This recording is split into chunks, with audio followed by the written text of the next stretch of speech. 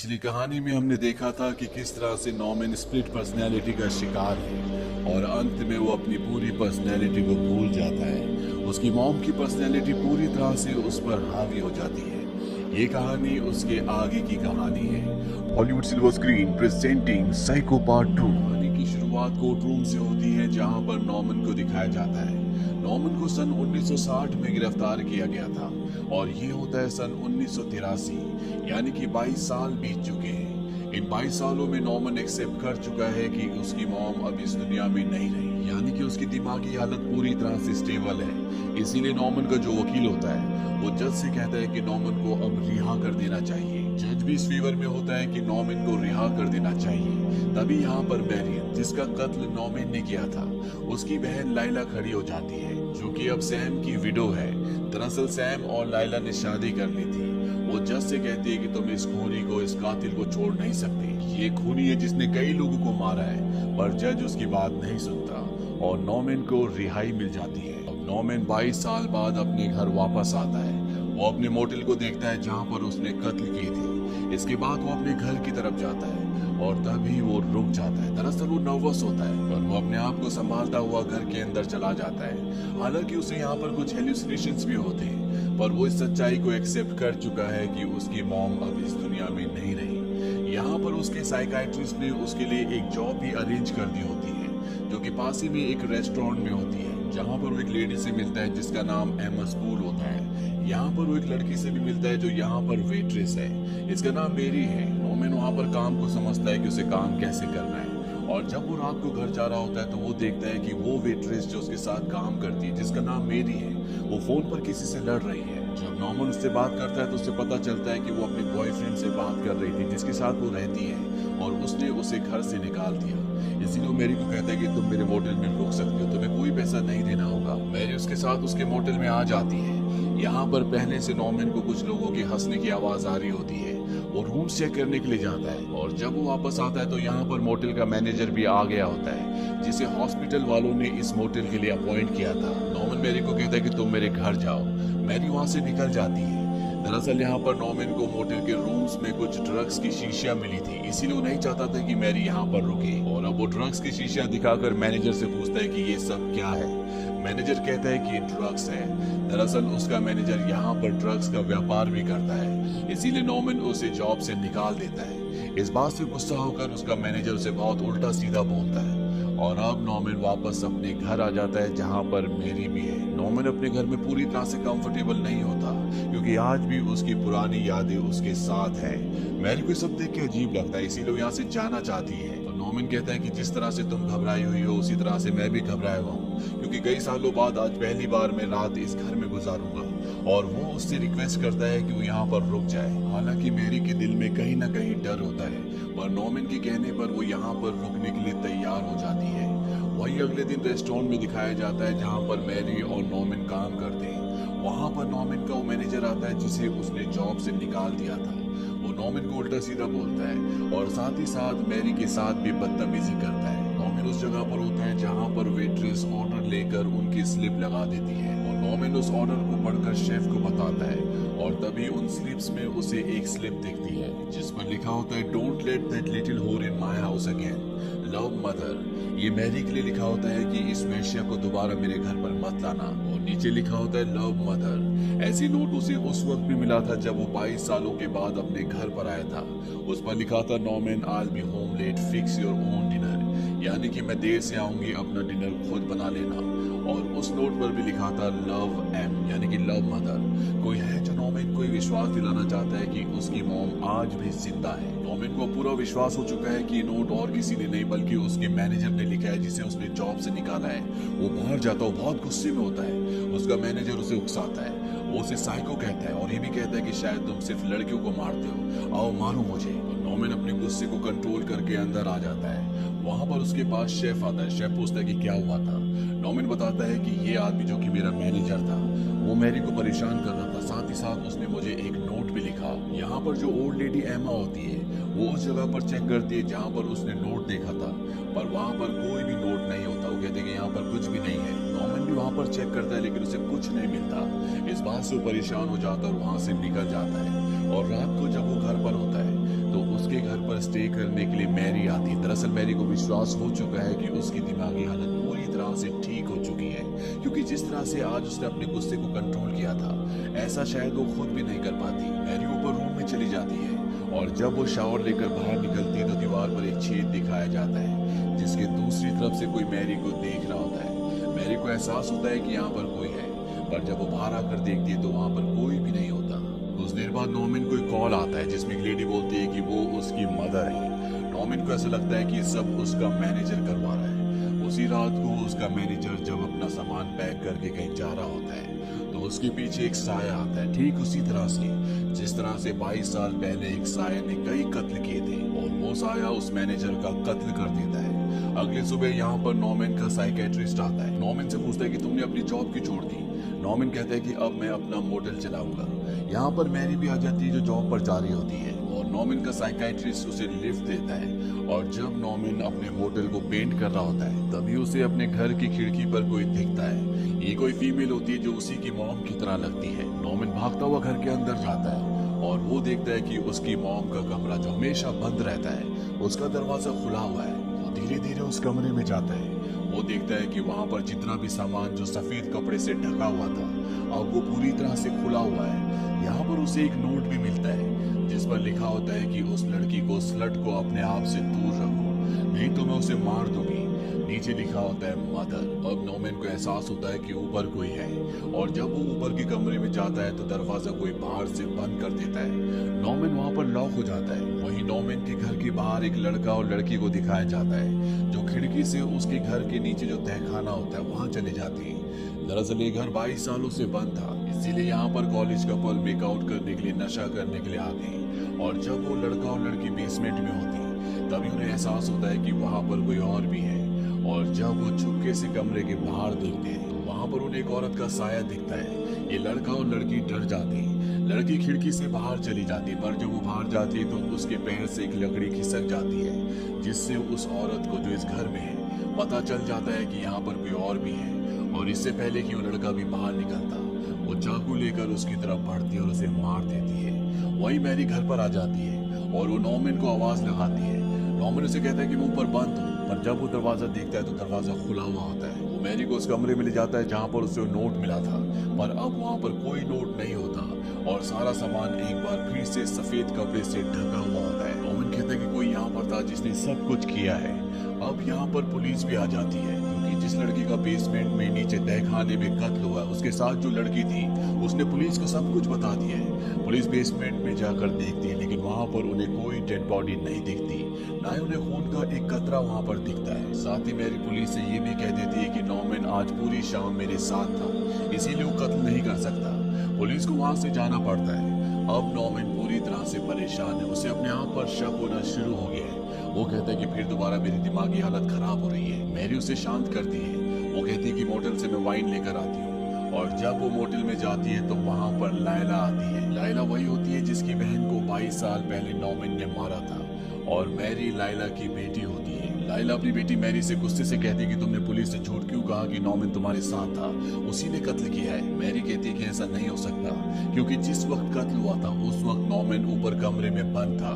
और यहाँ पर हमें पता चलता है कि आज तक जितनी भी नोट्स नॉर्मन को मिले थे वो सब के सब लायला की बेटी मैरी ने रखी थी। साथ ही जो साया नॉर्मन को खिड़की पर दिखा था, जिसे देखकर वो घर के अंदर आया था, वो और कोई नहीं बल्कि मैरी थी। ये सब उसने अपनी मॉम के कहने पर किया था ताकि वो एक बार फिर से नॉर्मन को पागल साबित कर सके और उसे जेल हो जाए। पर अब मैरी जानती है कि उसकी दिमागी हालत पूरी तरह से बदल चुकी है, वो ठीक हो चुका है, वो एक अच्छा इंसान है, उसे मौका मिलना चाहिए। साथ ही नॉर्मन के साथ उसकी एक अच्छी दोस्ती भी हो चुकी होती है। वो अपनी मॉम को वहीं छोड़कर नॉर्मन के पास जाती है। नॉर्मन को विश्वास होना शुरू हो जाता है कि उसकी दिमागी हालत ठीक नहीं है, शायद उसी ने कत्ल किया है। और जब वो वॉशरूम जाता है तो वहाँ पॉट के अंदर से खून निकलना शुरू हो जाता है। इस बात से वो डर जाता है, मैरी को आवाज लगाता है। मैरी जब वहाँ पर आती है तो वो देखती है कि पॉट के अंदर किसी ने कपड़ा रखा हुआ है, वो कपड़ा जिससे बेसमेंट में खून साफ किया गया था। वो नॉर्मन से कहती है कि तुम बाहर जाओ, मैं यहाँ पर सफाई कर देती हूँ। और जब वो सफाई कर रही होती है तभी उसे एहसास होता है कि दीवार के पीछे कोई है। वो दीवार की तरफ देखती है जहाँ पर उसे एक छेद दिखता है। उसे शक होता है कि शायद नॉर्मन वहाँ से झांक रहा था। वो बाहर जाती है और नॉर्मन को आवाज लगाती है, पर नॉर्मन नीचे होता है और अब उसे पूरा विश्वास हो चुका है कि घर पर कोई और भी है।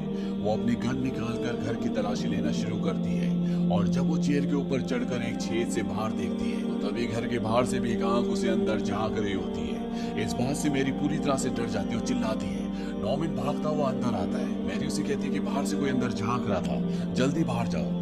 और अब नॉर्मन नीचे जाता है, वो किचन में जाता है और जो चाकू उसने 22 साल पहले उठाया था जिससे उसने कत्ल किए थे, नॉर्मन एक बार फिर से उस चाकू को उठाता है। और जब नॉर्मन उस तीसरे इंसान को ढूंढ रहा होता है जो घर पर है, तभी उसे एक औरत की आवाज आती है। वो कहती है नॉर्मन। नॉर्मन इस आवाज को सुनकर डर जाता है। उसे लगता है कि ये उसकी मॉम है। वो वापस उस कमरे में जाता है जहां पर मैरी हो। कमरे को अंदर से दरवाजा बंद कर देता है। वो मैरी को कहता है कि मैं तुम्हें कुछ नहीं होने दूंगा। वो पूरी रात उसी कमरे में रहता है जिसमें मैरी है। यहाँ पर नॉर्मन की दिमागी हालत अब दोबारा से खराब होना शुरू हो गई। वो कंफ्यूज हो गया है कि उसकी मॉम जिंदा है कि नहीं। मैरी उसे संभालती है। वो कहती है कि तुम्हें सिर्फ अपने पास में अपनी अच्छी बातों को याद रखना होगा।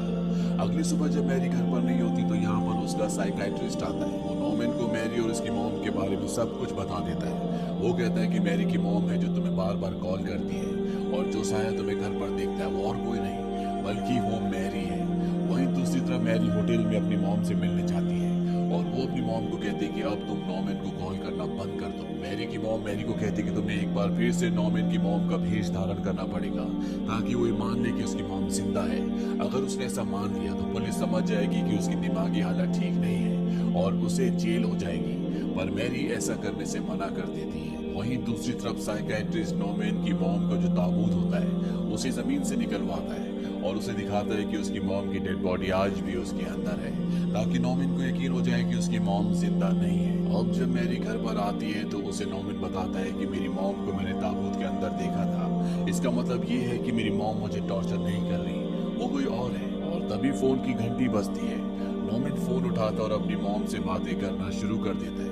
मैरी भी वहां पर आ जाती है। उससे फोन का रिसीवर छीन लेती है। उसे लगता है फोन की दूसरी तरफ उसकी मॉम लायला है, पर जब वो बात करती है तो वहां पर कोई भी नहीं होता। वो नॉर्मन को समझाती है दूसरी तरफ कोई भी नहीं है। नॉर्मन उससे फोन का रिसीवर लेता है और एक बार फिर से अपनी मॉम से बात करना शुरू कर देता है। वो ऊपर जाती है और इसी फोन से कनेक्टेड जो दूसरा फोन होता है वो उससे नॉर्मन को कमांड देती है। वो कहती है कि मैं तुम्हारी मॉम बोल रही हूँ, फोन का रिसीवर नीचे रख दो। और नॉर्मन ऐसे ही करता है। इसके बाद नॉर्मन सोफे पर बैठ जाता है। वो मैरी से कहता है कि मुझे पता है कि तुम और तुम्हारी मॉम मुझे टॉर्चर कर रही थी और मेरी असली मॉम जो अभी भी ताबूत में है, लेकिन यहाँ पर कोई और भी है। मैरी पूछती है कि कौन? नॉर्मन कहता है कि मुझे नहीं पता। अब यहाँ पर पुलिस आ जाती है और इन दोनों को उस दलदल के पास ले जाती है जहाँ पर आज से 22 साल पहले नॉर्मन लड़कियों को मारकर गाड़ी के साथ फेंक दिया करता था। यहाँ पर पुलिस को एक ब्रीफकेस मिला होता है और जब उसे खोला जाता है तो उसके अंदर उसके मैनेजर के कपड़े होते हैं जिन्हें नॉर्मन पहचान लेता है। पुलिस नॉर्मन को कहती है कि तुम अपने घर जा सकते हो, पर वो मैरी को रोक लेते हैं क्योंकि वो मैरी से पूछताछ कर रहे होते हैं। और तभी उस दलदल से एक गाड़ी निकलती है जिसके अंदर उसके मैनेजर की लाश होती है, जिसे देखने के बाद मैरी घर की तरफ आना शुरू करती है क्योंकि वो जानती है कि अब नॉर्मन फंस चुका है। वो उसे यहाँ से भगाना चाहती है। वहीं दूसरी तरफ दिखाया जाता है कि मैरी की मॉम लायला नॉर्मन के घर के अंदर जा रही है और उसे अंदर जाते हुए नॉर्मन का जो डॉक्टर होता है, जो साइकाइट्रिस्ट होता है, वो देख लेता है। लायला की मॉम सीधा बेसमेंट में आती है जहाँ पर लायला ने नॉर्मन की मॉम का विग और कपड़े छुपा रखे। दरअसल मैरी की मॉम लायला ये कपड़े और विग पहनकर नॉर्मन को विश्वास दिलाना चाहती है कि उसकी मॉम जिंदा है ताकि उसे एक बार फिर से पुलिस पकड़ ले। पर इससे पहले कि वो इन कपड़ों को पहनती, पीछे से एक साया आता है जो उसे चाकू से मार देता है। वहीं अब डॉक्टर भी बेसमेंट में पहुंच जाता है पर उसे लायला कहीं भी नजर नहीं आती। वहीं अब मैरी घर पर आ जाती है और वो नॉर्मन को कहती है कि तुम्हें यहाँ से जाना होगा, नहीं तो पुलिस तुम्हें पकड़ लेगी। नॉर्मन कहता है कि नहीं, मैं कहीं नहीं जाऊंगा। मैरी को गिल्ट होता है कि उसकी और उसकी मॉम की वजह से नॉर्मन एक बार फिर से फंसने वाला है क्योंकि वो जानती है कि नॉर्मन निर्दोष है। नॉर्मन उसे कहता है कि इसमें तुम्हारी और तुम्हारी मॉम की कोई गलती नहीं है, ये सब मेरी मॉम ने किया है, उसी ने सबको मारा है ताकि वो मेरी रक्षा कर सके, उसने खुद मुझे बताया है। तभी फोन की घंटी बजती है। नॉर्मन फोन का रिसीवर उठाता और अपनी मॉम से बात करना शुरू कर देता है। मैरी उससे रिसीवर छीनती है और जब वो दूसरी तरफ बात करने की कोशिश करती है तो वहां पर कोई नहीं होता। नॉर्मन उससे रिसीवर ले लेता है और वो अपनी मॉम से एक बार फिर से बात करना शुरू कर देता है। बातों ही बातों में वो बोलता है कि मैं मैरी को नहीं मार सकता, मैं उसे पसंद करता हूँ। मैरी सुन लेती है, वो समझ जाती है कि उसकी स्प्लिट पर्सनैलिटी एक बार फिर से उसके शरीर में वापस आ रही है। इसीलिए वो नीचे जाती है जहाँ पर उसने उसकी मॉम के कपड़े और विग छुपाए होते हैं। वो बहन के ऊपर आ जाती है और नॉर्मन को कहते हैं कि मैं तुम्हारी मॉम हूँ, तुम्हें रिसीवर नीचे रखना होगा। पर नॉर्मन उसकी बात नहीं सुनता, इसीलिए वो भागते हुए ऊपर जाती है और दूसरे रिसीवर से, जैसे उसने पहले उसे कमांड दी थी, दोबारा उसे कमांड देती है और इसके बाद पूरी तरह से खामोशी हो जाती है। उसे शक होता है कि अब नॉर्मन उसे मार देगा, क्योंकि उसके दिमाग में उसकी मॉम की पर्सनैलिटी आ चुकी है। और तभी उसके पीछे से डॉक्टर आता है। मैरी को लगता है कि नॉर्मन, और वो गलती से चाकू से मार देती है, जिससे उसकी मृत्यु हो जाती है। अब वो नीचे जाती है जहाँ पर नॉर्मन भी होता है। नॉर्मन मैरी को अब अपनी मॉम समझ रहा है। वो उससे चाकू मांगता है, वो कहता है कि मैं सब कुछ ठीक कर दूंगा, जैसे आज से 22 साल पहले किया था।